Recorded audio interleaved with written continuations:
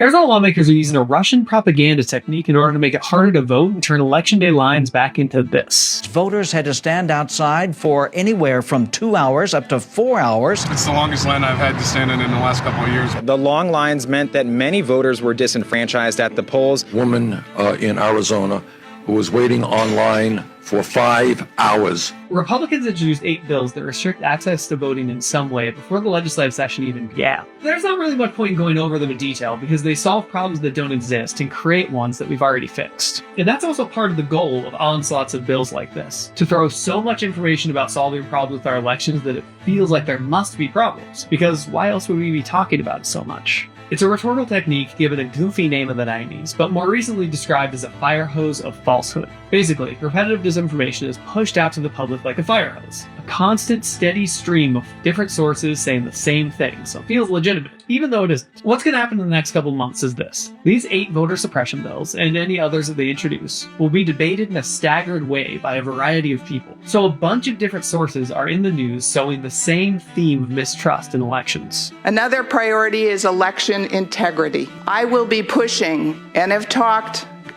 to people about it, for a comprehensive audit of the entire election system in Maricopa County. Please raise your hand if you personally or someone you know received an extra ballot at your house during the last election cycle. And the reason, according to social scientist Dr. Christopher Paul, is this. First aspect of the fire hose is high volume and multi-channel. So the more information that a recipient is getting, the more likely they are to be persuaded by it. Fire hosing has proven to be very effective in spreading disinformation, and its use has trickled all the way from the top. Russian President Vladimir Putin perfected the technique, which was then adopted by Donald Trump, and since his first term as president has made its way into our very own state legislature.